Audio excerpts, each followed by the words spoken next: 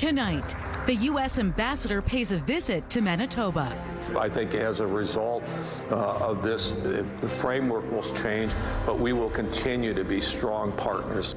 Was it enough to waylay concerns about frosty Canada-U.S. relations?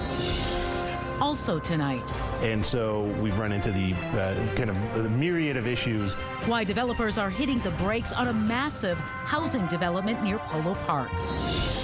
Plus, remembering a passionate aviation enthusiast. It's a tragedy. It's a real loss to our organization and to the community as a whole as well. Friends identify the man killed in a weekend plane crash east of Winnipeg.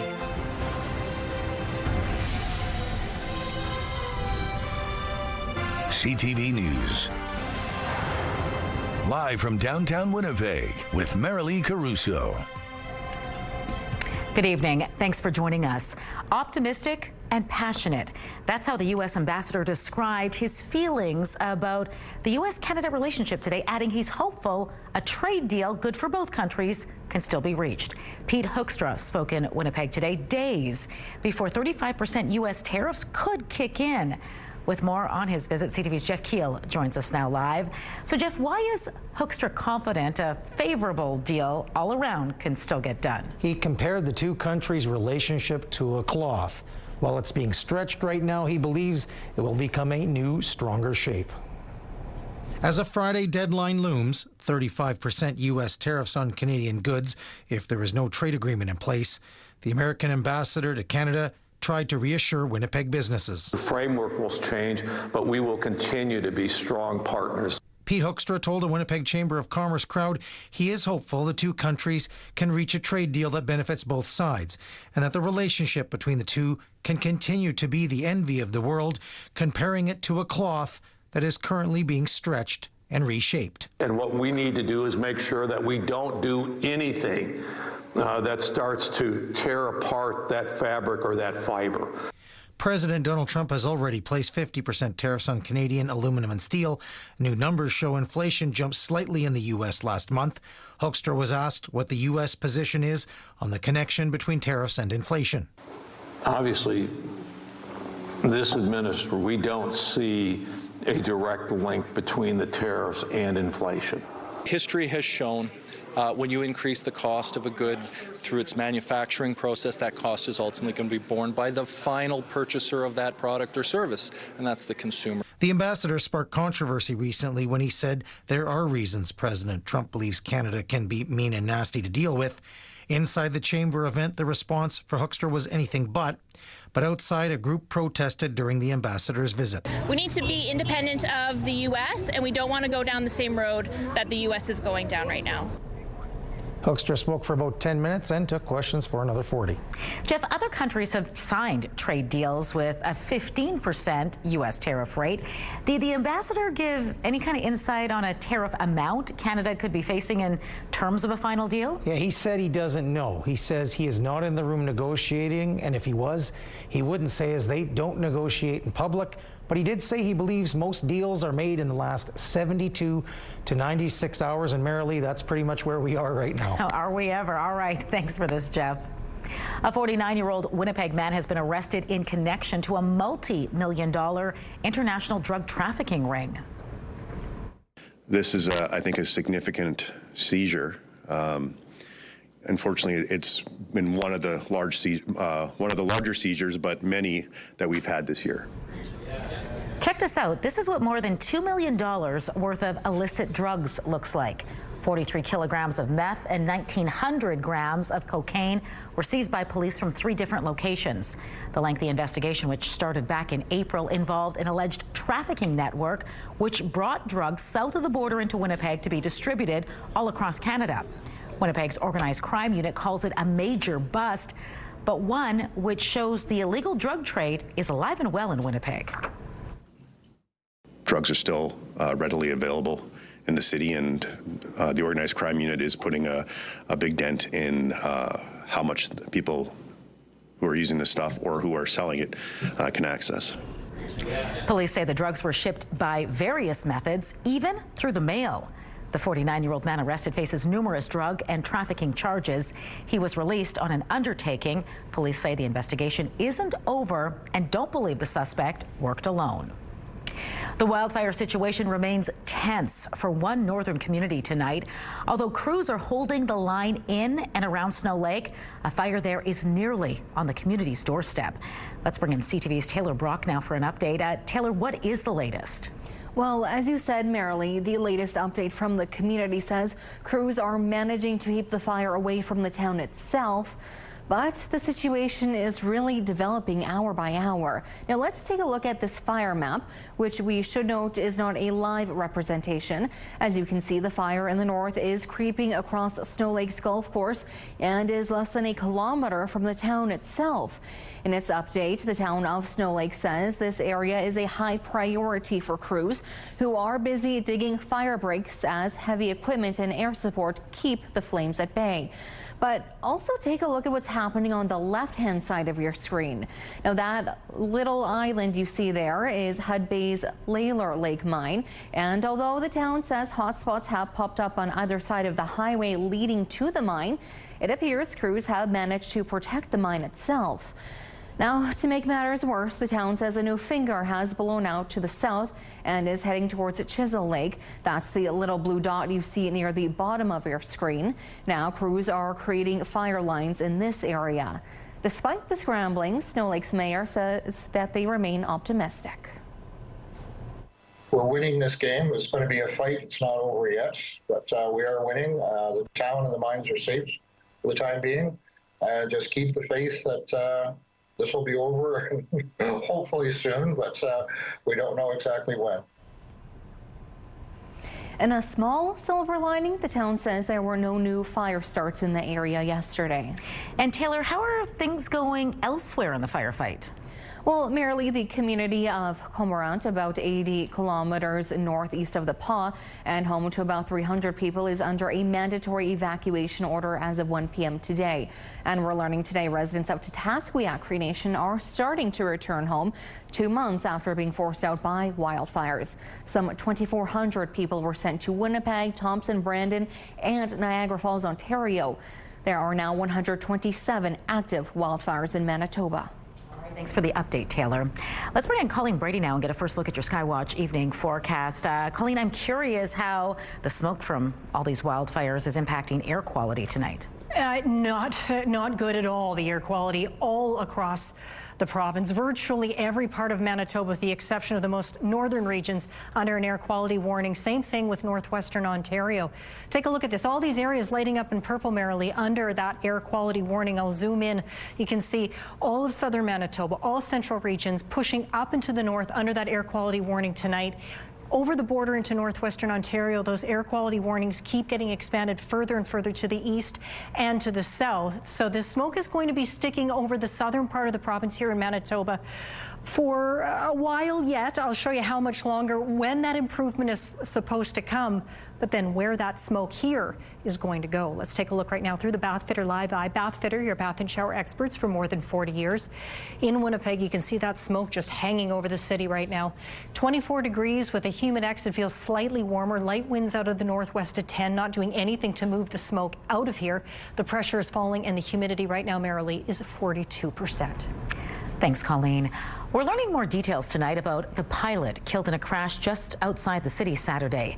He's been identified as Peter Toth, a member of the Experimental Aircraft Association. And as CTV's Danton Unger reports, the flying community is mourning the pilot's death as it waits for answers.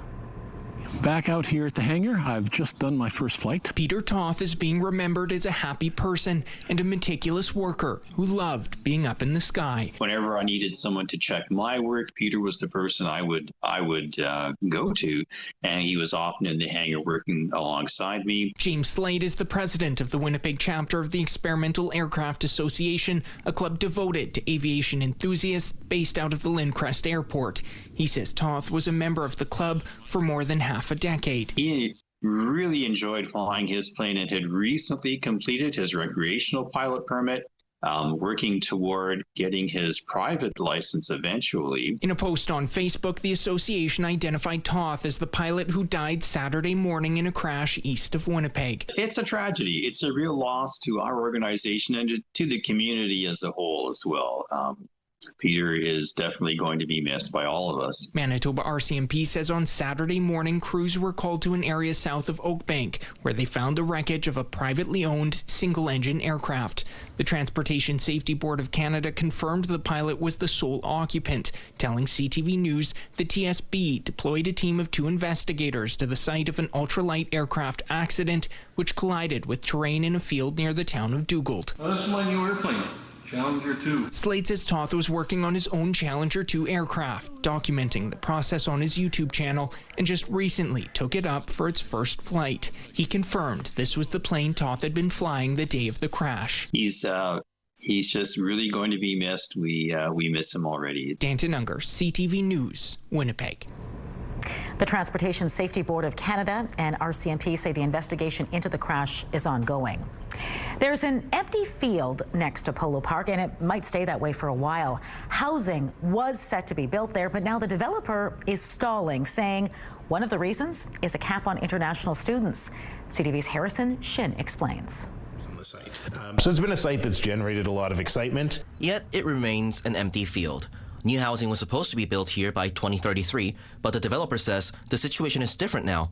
For one thing, they were targeting international students as potential tenants. You're running into issues where construction costs are staying very high, where you're having less immigration, including temporary foreign workers and students, and you're having higher interest rates. And the location works for getting to school. One of the nice things about Polo Park is it happens to be on a very convenient bus route to the University of Winnipeg. It's one bus to the University of Manitoba, and so that connection is really desirable. People don't like to take 2 buses. In 2024, the federal government capped the number of international students allowed to study in Canada.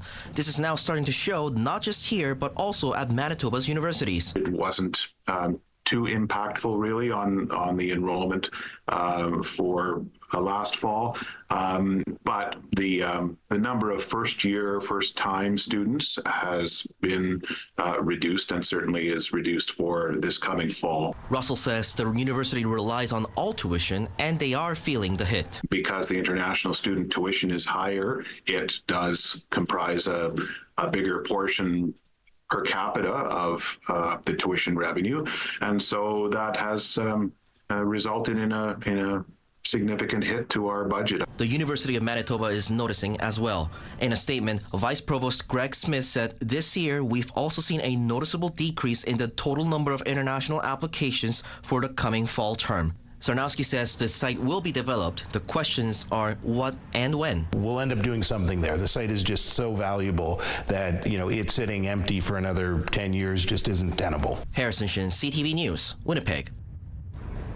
A Northern Manitoba First Nation is demanding action from Manitoba Hydro tonight over low water levels it says have left it stranded. Everybody else is benefiting except for First Nations people. Everyone is making money and everyone is receiving a service, and the only people that are impacted negatively are the First Nations communities. York Factory First Nation is about 100 kilometers northeast of Thompson and sits between 2 major hydro facilities, the Kelsey and Kiosk dams. The First Nation says those dams have caused water levels to fall drastically in recent years, meaning the ferry can't move people, goods, or medicine. It also says winter roads are now less reliable and it's more difficult to fish. The low water that we're experiencing right now is unprecedented, and we're hearing that it's going to go lower.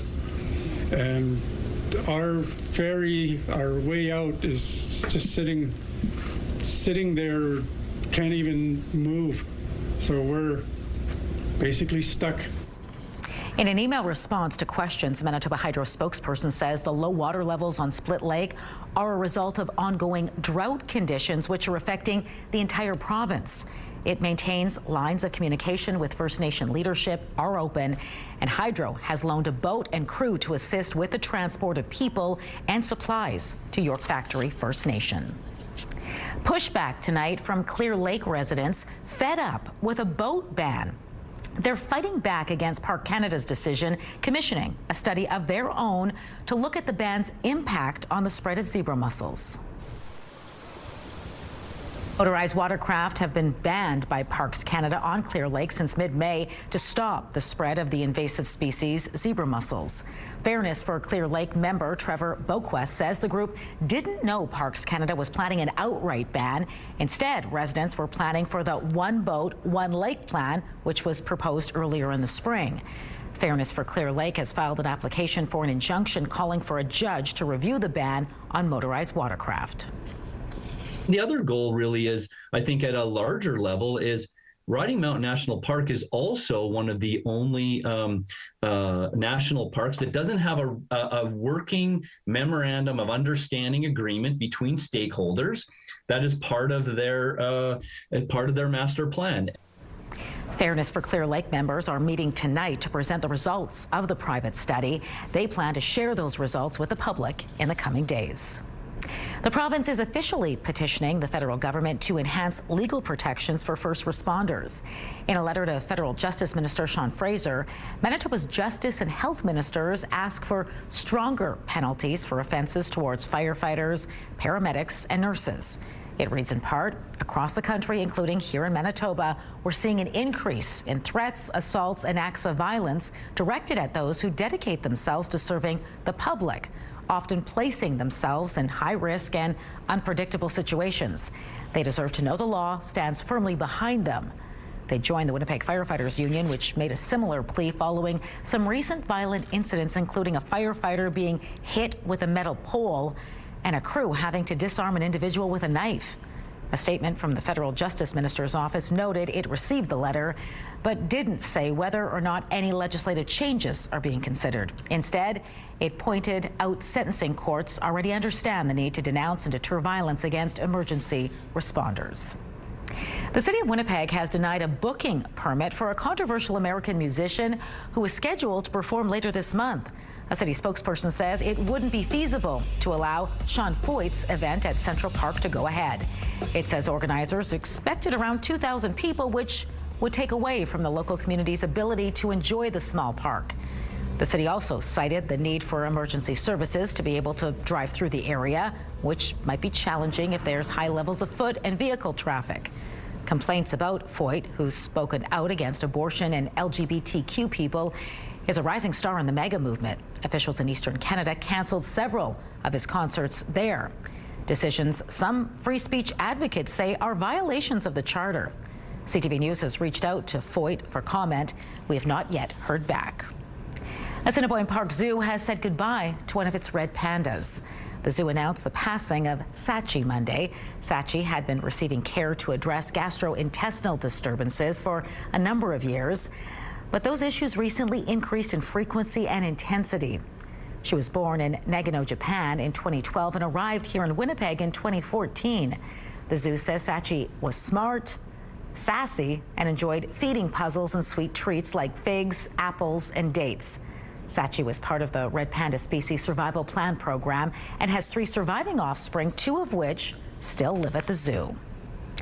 Brandon property owners wanting to plant trees in their yard are getting some help. The city of Brandon is offering to reimburse up to $300 for trees planted on private residential property. There are some requirements, such as selecting from a pre-approved list of tree species and following a safe planting guidelines. You're also expected to maintain the tree for at least 2 years. You can head to the City of Brandon's website for more details. Still to come tonight, Canadians are searching for relief as a heat wave blankets many parts of the country. It's been hot, humid. You kind of can't breathe when you step outside. We take a look across the country as temperatures continue to rise and health conditions fall. That's coming up next.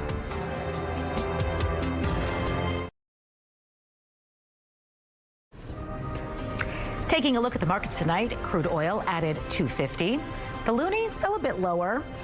Gold futures closed $14 higher. The TSX got a boost from real estate and consumer non-cyclicals. The Dow Jones lost 204 points, while the Nasdaq was down 80 points. It was another sweltering day in many parts of the country with heat alerts in several provinces as well as the Northwest Territories. And as CTV's John Vinavelli Rao reports, ER visits are now on the rise because of heat-related illnesses. In Toronto, it was yet another sweltering day where temperatures felt like they were around 40. It's insufferably warm.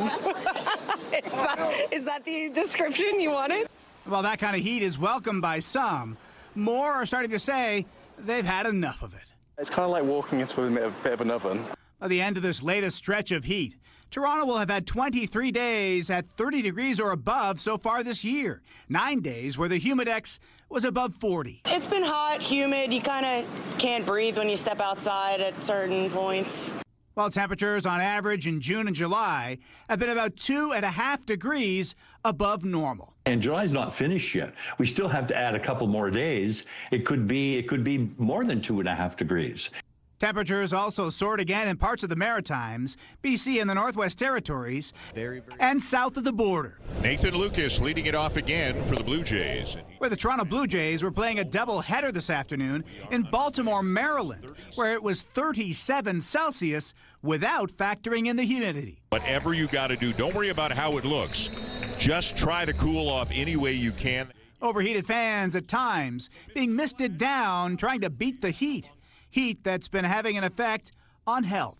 Toronto has seen more than 50 heat-related ER visits so far this July, double that of last July and triple the year before. Though officials say it hasn't been catastrophic in terms of hospital admissions or deaths.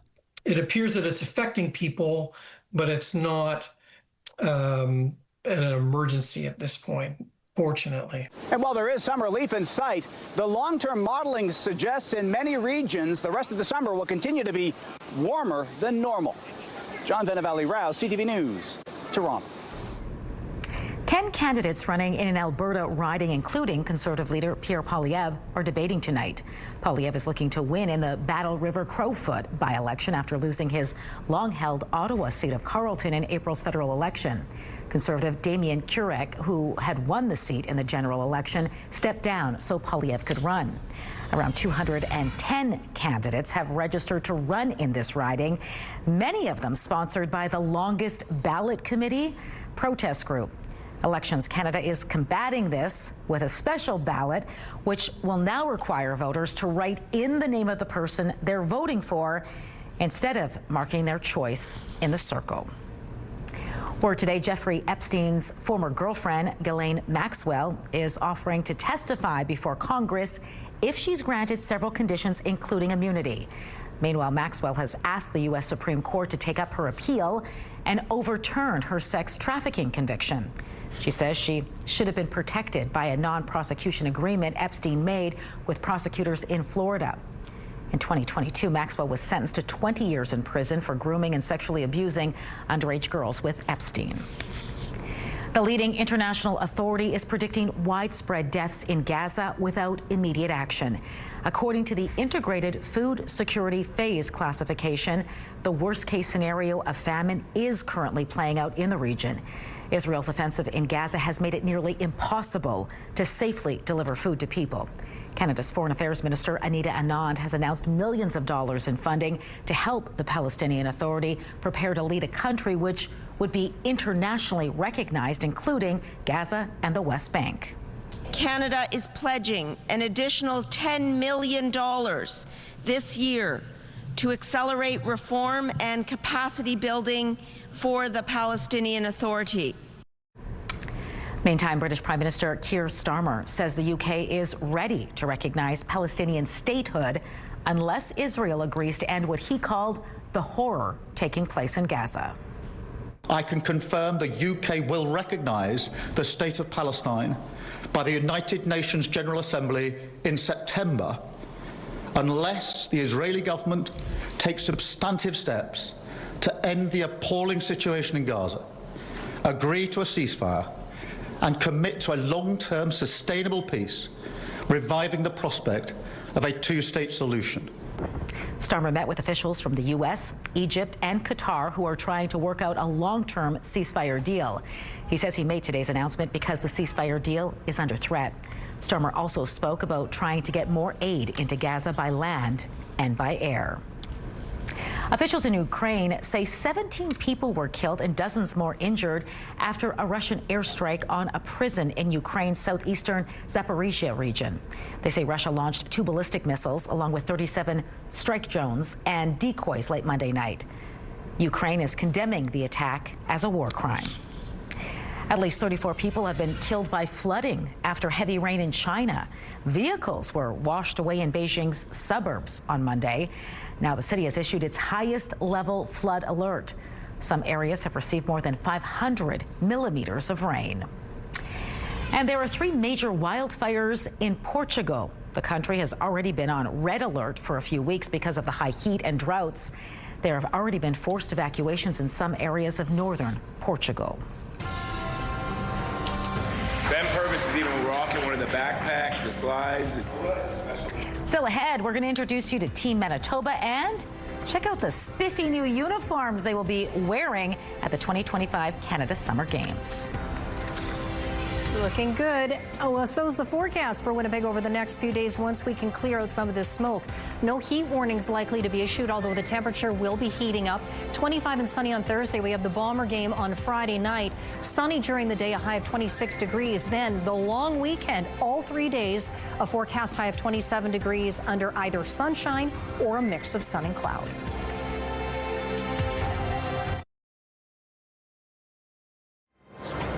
Have a news tip? When you see news happening, let CTV News Winnipeg know. Text your tips, pictures, and videos to 10400. That's 10400. Message and data rates may apply. Team Manitoba is getting ready to represent our province at the 2025 Canada Summer Games, and they'll be doing it in their own style. Now, Ben Purvis is even rocking one of the backpacks, the slides, as you guys can see. We were introduced to the team today and got a sneak peek at the new uniforms. And it's not just T-shirts and pants anymore. This team will also be sporting slides, custom gibbets, and more when they head to Newfoundland in just a couple of weeks. 374 athletes will represent Manitoba in 19 sports. Some of those athletes from Cross Lake. They've been evacuated, they've had to go back, they're still doing everything they can to put a team in place and compete and practice ahead of time, so it's a pretty inspiring story to see what they had to go through. Canoe Kayaks Luke Enns will be Team Manitoba's flag bearer for the opening ceremony. This is the 3rd time the 19-year-old has represented Manitoba at a Canada Summer Games. The Summer Games run August 8th to the 25th. People living and working in the Exchange District have a new space to work out. And then if you want to add a little coordination, you would opposite arm, opposite legs. An outdoor fitness trail opened today in Stephen Juba Park. It stretches along Waterfront Drive from Mere Hotel to Blue Cross Park. The route is popular with joggers and is often used for outdoor fitness classes. The River Run Fitness Trail features 6 stations, 3 with exercise equipment, 2 which take advantage of existing features, and a rubber surface for floor exercises. And we're hoping that in the future we install additional fitness stations beyond here, so it's even a much larger trail. Signage shows how to use the equipment, while a QR code will take you to instructional videos. They also add, for added encouragement, the stations include high five zones, allowing exercisers to receive a high five as they finish their reps. And next month, we're told a bottle filling station will be added, which will include a water feature for pets. The Winnipeg Blue Bombers are hoping to help tackle hunger with the help of its fans. Bringing non-perishable food items, there's many people out there in need. Fans in the stands will notice food donation bins once again around Princess Auto Stadium. It's all part of an annual CFL-wide initiative led by Purolator to support local food banks. All food and monetary donations will go to Harvest Manitoba, helping it support more than 100,000 Manitobans every month. It's absolutely huge. So last year we raised over 70,000 pounds of food through this promotion, plus cash. This year I know we're going to be doing even more weight than that as we look forward to winning a Grey Cup at home this year, which will be absolutely wonderful. But you know what? These are some of our oldest partnerships, and the reality is since 2003, Purolator through the Tackle Hunger program have raised over 25 million pounds. Peak of the Market is matching donations up to 10,000 pounds. The donation drive runs until the end of the football season.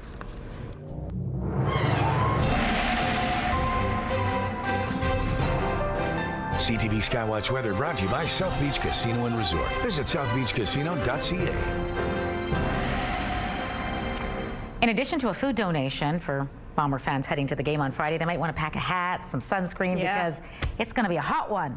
Bright and sunny all throughout the day. A high of 26 degrees. That's still the normal high for this time of year. Hopefully we won't be as smoky, and the expectation is we won't be, but that smoke isn't going anywhere just yet. I want to show you Environment and Climate Change Canada's Air Quality Health Index.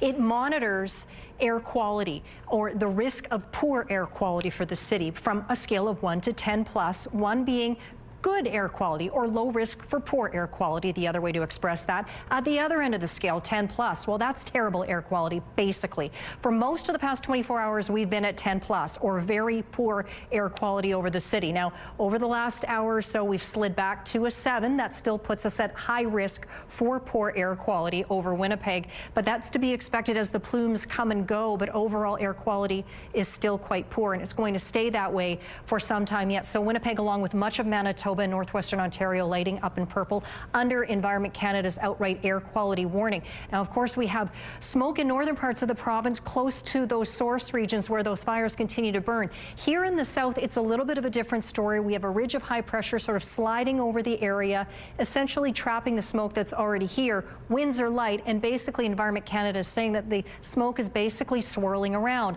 It's going to do that again tonight, all throughout the day tomorrow, and on Wednesday night. The expectation is, though, that the winds will shift and come more from the south. That's going to start to improve air quality in southern Manitoba. And while that's good, what's bad is that it's just going to send the smoke back up into northern parts of the province that are already contending with enough wildfire smoke as it is. East as well, that air quality warning continues for northwestern Ontario. To the southwest, though, like we saw yesterday, we had some non-severe thunderstorms and rain riding along the international border. There's a little bit more rain yet to come, clipping places like Melita and Deloraine, maybe Boissevain as well. But this is going to move off into the U.S. pretty quickly, and there's not much to it. Again, it's non-severe. Up in the north, places like Thompson, there's still the possibility you might catch a shower or two yet this evening. Otherwise, across Manitoba and northwestern Ontario tonight, it is smoky, and it will remain that way throughout the day tomorrow. Aside from that, the sky conditions fairly clear in a lot of places in the province, including here in Winnipeg tomorrow, but that will be entirely mitigated by the smoke.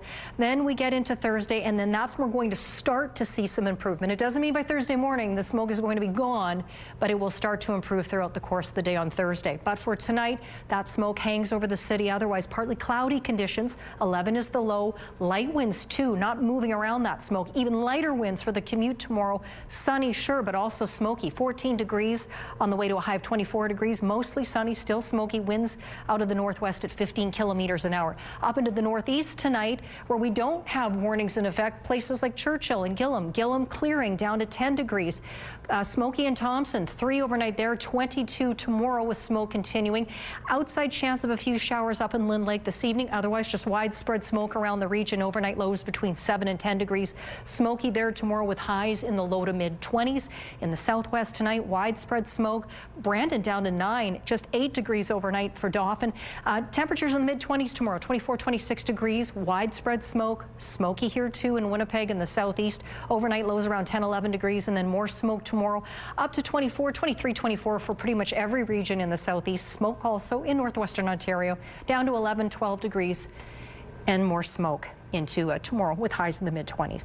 Now, Jim took this photo. He takes a lot of great aerial shots, looking at, in this case, from his perspective over Saint-Jean-Baptiste at the smoke hanging over that area. And this is from Sandra. That's a look at that cormorant fire. That photo was taken last evening before she had to evacuate that area today. Send us your weather photos to Winnipeg Weather at ctv.ca. Thanks, Colleen. Canada lags behind G7 countries when it comes to providing support for people with dementia. What one group says needs to happen to improve care. And the type of cancer expected to nearly double worldwide by 2050, and what can be done to slow the trend. CTV Medical Watch is next.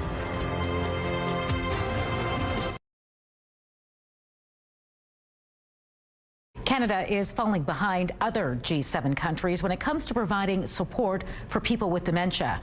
A new report from the Brainwell Institute found Canada is lagging when it comes to prevention, diagnosis, and end-of-life care. And joining me now to discuss those findings further is Dr. Saskia Sivananthan, founder and CEO of the Brainwell Institute.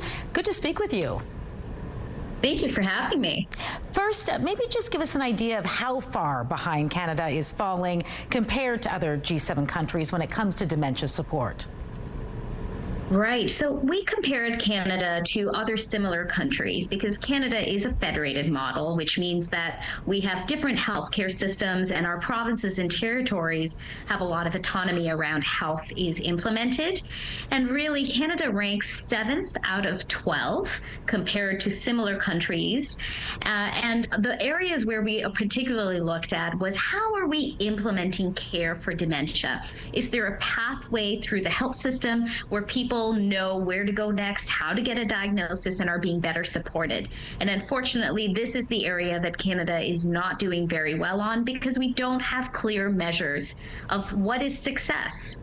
You know, speaking of diagnosis, we know it can take roughly 2 years to get a dementia diagnosis. Why is it taking so long to get diagnosed? There is a lot of stigma around this disease. Dementia, and Alzheimer's is the most common form of dementia, is often seen as a mental health condition. And to be really frank about it, people don't feel like there's a lot of hope when it comes to the disease. And because of that, they're more afraid about getting the diagnosis because they really don't see what the next steps would be. I'm actually at AAIC, which is one of the largest conferences related to Alzheimer's and dementia. And what we're hearing about are new ways of diagnosing the disease, better ways of treating it, rehabilitative approaches. But if we don't have a pathway through the system and coordination around that, then there's really no way for people to get access to it. And that's part of the problem. The other is that family doctors, who are the primary way in which people get a diagnosis of dementia, don't feel well trained. Only 41% of family doctors said that they feel comfortable diagnosing and managing dementia. And it's not a very high number when, again, you compare to other G7 countries, which are closer to 75-80%. All right, diagnosis just, one step in treatment. Once you do get that diagnosis, how long does it take to get the right treatment? It's a fraught road. And that's mainly because, again, unlike other diseases like cancer and stroke, where after you get the diagnosis, we have benchmarks around how quickly you can get to a therapy, how quickly you get access to additional supports.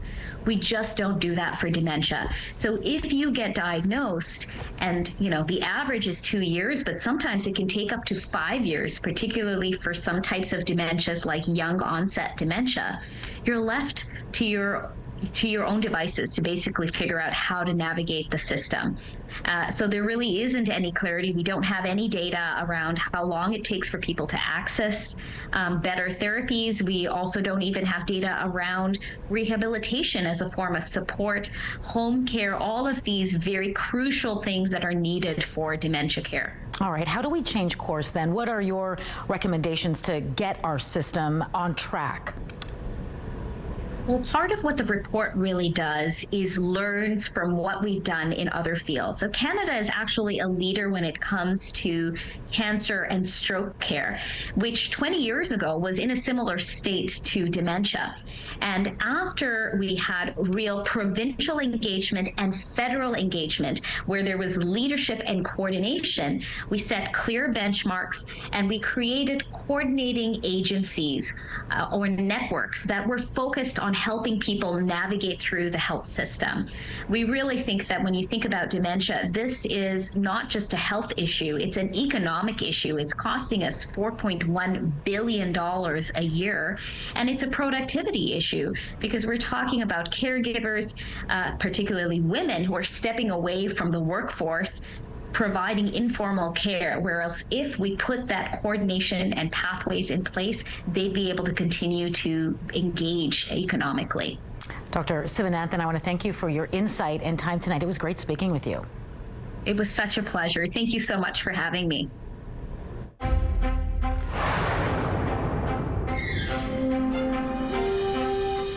New research from UBC finds more women are opting for long-acting birth control methods after the province began covering the cost. The study found prescriptions for all types of birth control jumped significantly after the coverage started in April 2023, with a 49% jump in prescriptions for IUDs. An IUD can cost upwards of $300 out of pocket, but are 10 times more effective than other forms of contraception. The study's lead researcher says it speaks to barriers which prevent access. Telling us that removing costs are essential for improving access to contraception and to allowing women and other people capable of pregnancy of choosing the contraceptive method that works best for them, where they can prioritize the different factors that matter most to them. She hopes the findings demonstrate the need for national pharmacare coverage. Currently, only BC and Manitoba cover the costs of contraception. The number of people with liver cancer will nearly double worldwide by 2050 unless more is done to address preventable causes such as obesity, alcohol consumption, and hepatitis. That is the conclusion of a new study published in the Lancet Medical Journal. Researchers at the Global Cancer Observatory expect new cases of liver cancer to rise 1.52 million a year if current trends continue, up from the current 870,000. It's also the third most deadly cancer, with the study predicting it would take 1.3 million lives by the middle of the century. Medical Watch is brought to you by Manukin Koster Denture Clinic. Coming up in Spotlight, why a Hollywood celebrity took the mound at a Winnipeg baseball game last night, and former Prime Minister Justin Trudeau caught on camera with an interesting dinner companion. See who it was after the break.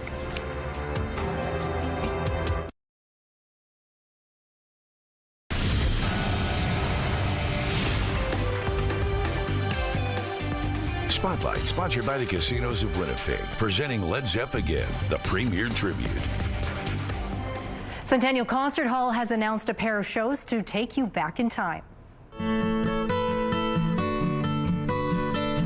Classic Albums Live will perform the Beatles' iconic Abbey Road album on May 13th. But if you don't want to wait that long, you can also catch them playing Led Zeppelin 2 on January 18th. As always, Classic Albums Live promises to perform the albums in their entirety, note for note. General sale tickets for both shows are available starting August 6th. Just head online to centennialconcerthall.com. A Hollywood actor took the mound for the Winnipeg Goldeyes Monday. Threw out the first pitch as the Goldeyes hosted the Fargo-Moorhead Redhawks. He is in town filming the movie November 1963, which also stars John Travolta.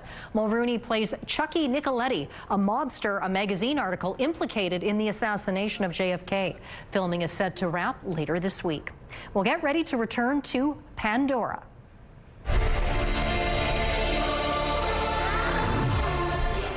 The first trailer is officially out for Avatar: Fire and Ash, the third chapter in James Cameron's sci-fi fantasy epic. The film will continue to follow Marine-turned-Na'vi leader Jake Sully and his family as they encounter a new and aggressive tribe, the Ash People. Avatar: Fire and Ash is in theaters December 19th. We have some video to show you of former Prime Minister Justin Trudeau and his dinner companion last night. The video, obtained by TMZ, shows Trudeau with American pop star Katy Perry inside a high-end restaurant Monday night. Trudeau and Perry were spotted at Le Violon in Montreal's Plateau neighborhood. The Michelin-recommended restaurant was rated as Canada's 11th best restaurant this year. Your primetime lineup kicks off with E-Talk at 7, followed by The Amazing Race Canada at 9. Then Battle of the Generations wraps up the night at 10, only on CTV. What's your favorite sweet treat? We're going to take you to a festival in Ontario dedicated to a uniquely Canadian sugary staple.